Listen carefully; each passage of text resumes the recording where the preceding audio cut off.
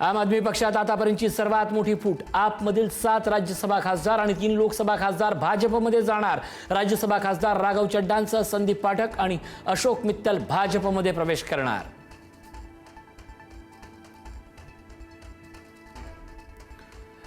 लोकसभा विधानसभा निवडणुकीत पराभूत झालेल्यांना विधान परिषदेत संधी नाही. भाजपच्या वरिष्ठ नेत्यांची माहिती. विधान परिषदेत संधी शोधणाऱ्यांना मोठा धक्का. संघटनेत काम करणाऱ्यांना आणि नव्या चेहऱ्यांना संधी मिळण्याची शक्यता.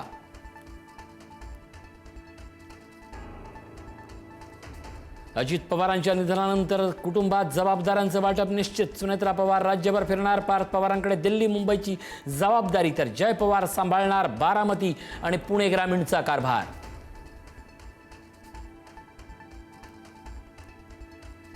रिक्षा चालकांना मराठीच्या सक्तीवरून वाद पेटला. दहिसरमध्ये निरुपम आणि मनसे आमने सामने. मनसैनिकांकडून निरुपम यांच्या गाडीवर दगडफेक.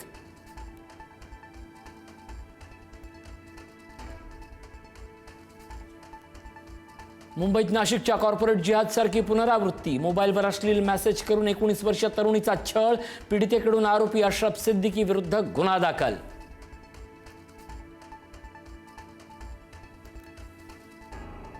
भोंदू अशोक खरातला 3 दिवसाची पोलीस कोठडी. 6व्या गुन्ह्याच्या सखोल तपासासाठी पोलिसांनी केली कोठडीची मागणी.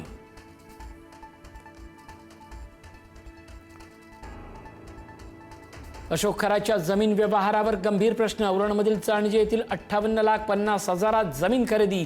बाजारभाव 3 ते 4 कोटी असतानाही स्वस्तातल्या व्यवहारावर प्रश्नचिन्ह.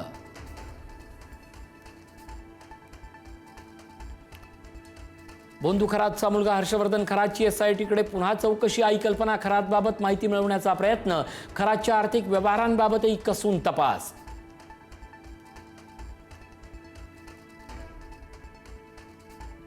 नाशिक टीसीएस प्रकरणात आरोपीच्या घरातून पीडितेचे आधार पॅन कार्ड जप्त. झाडाझडतीत पीडितेची कागदपत्र आणि कपडे हस्तगत. पीडितेच्या नावावर बँक खाते उघडल्याचा संशय.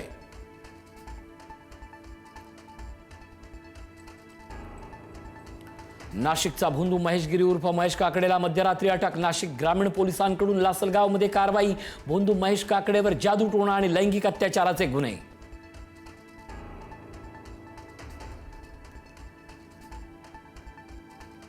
नेस्को ड्रग्ज प्रकरणात फिल्म इंडस्ट्री कनेक्शन समोर. अटक झालेल्या जिया जेकबचं अनेक मालिकांमध्ये काम. जियाच्या बँक खात्यावर लाखोंचं ट्रान्झॅक्शन. जियानं अंमली पदार्थ पुरवल्याची माहिती.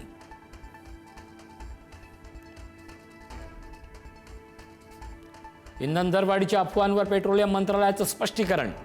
इंधन दरवाढीचं वृत्त निराधार आणि दिशाभूल करणारं असल्याची प्रतिक्रिया. इंधन दरवाढ होणार नसल्याची माहिती.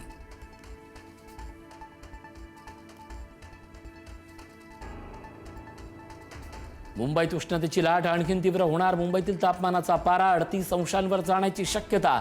पुढील 2 दिवसांमध्ये उन्हाची तीव्रता आणखीन वाढण्याचा अंदाज.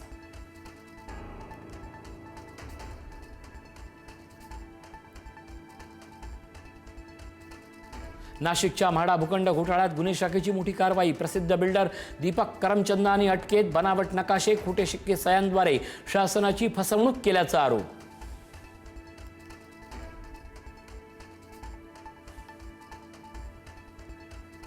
भंडाऱ्यावरून पवनीच्या दिशेनं जाणाऱ्या व्हॅनला भरधाव ट्रकची धडक. भीषण अपघातात 5 जणांचा मृत्यू तर 2 ते 3 जण जखमी झाल्याची माहिती. लग्न कार्य आटपून परतताना काळाचा घाला.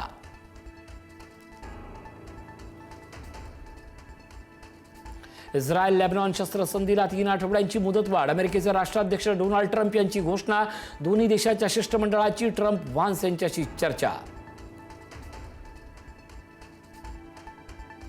Thank you.